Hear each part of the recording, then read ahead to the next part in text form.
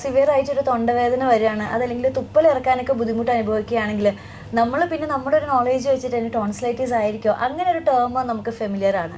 Tonsillitis കൊണ്ട് മാത്രമാണോ തൊണ്ടവേദന വരുന്നത്? ഇതിനെപ്പറ്റി ഡീറ്റെയിൽഡ് ആയിട്ട് സംസാരിക്കുന്നു തൃശ്ശൂർ എലൈറ്റ് മിഷൻ ഹോസ്പിറ്റലിലെ ചീഫ് ENT സർജനായ ഡോക്ടർ KC പ്രകാശൻ. തൊണ്ടവേദനയ്ക്ക് പ്രധാനപ്പെട്ട കാരണം ടോൺസിലൈറ്റിസ് തന്നെയാണ്. എന്നിവരിലും പ്രായത്തിനനുസരിച്ച് അതിൻ്റെ കൂടുതൽ കാണുന്നത് ചെറിയ കുട്ടികളാകുമ്പോൾ ടോൺസിലൈറ്റിസും അഡിനോയിഡൈറ്റിസും കൂടിയാണ് വരിക.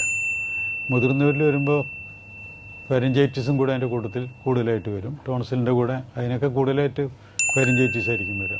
അപ്പോൾ പ്രായഭേദമന്യേ ഈ അസുഖത്തിനും വ്യത്യാസങ്ങളുണ്ടാവും.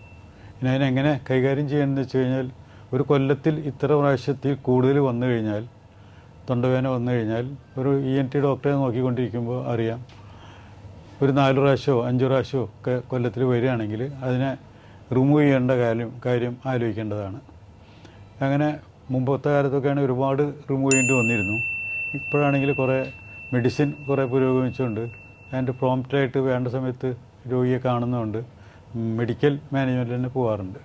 പിന്നെ ടോൺസിലും അഡിനോയിഡ് എടുത്ത് കളയാനായിട്ടെന്ന് വെച്ചാൽ ഇപ്പോഴത്തെ പുതിയ മെത്തേഡുകളാണ്. മുമ്പാണെങ്കിൽ ഡിസെക്ഷൻ മെത്തേഡ് എന്ന് പറഞ്ഞ പോലെ അതിനെ എടുത്ത് കളയലാണ്. പിന്നെ ലേസറിൻ്റെ ഉണ്ട്. പിന്നെ കോബ്ലേറ്ററും കൂടി വന്നു. ഇപ്പോൾ കോബ്ലേറ്ററിൻ്റെ ഗുണമെന്ന് വെച്ചാൽ അഡിനോയിഡ് എടുക്കാനും ടോൺസിൽ എടുക്കാനും സഹായിക്കും. അത് കുറച്ച് നേരം കൊണ്ട് തീരെ ബ്ലഡ് ഇല്ലാണ്ട് നമുക്ക് ചെയ്യാവുന്ന കാര്യങ്ങളേ ഉള്ളൂ. മെഷീനും ഒക്കെ കുറച്ച് കോസ്റ്റ്ലിയാണ്. കാര്യം ഇവിടെ ആദ്യം തന്നെ നമ്മൾ എലൈറ്റിലത് ഉണ്ടാക്കി മേടിച്ച് വെച്ചിട്ടുണ്ട്. അപ്പോൾ കോബ്ലേറ്റർ ആകുമ്പോൾ ബ്ലഡ് ലോസ് തീരെ കുറവ്, ഹോസ്പിറ്റലിലുള്ള താമസം കുറവ്. അതുകൊണ്ട് തന്നെ ടോൺസിൽ എടുത്ത് കളഞ്ഞ് അഡിനോയിഡ് എടുത്ത് കളയാം.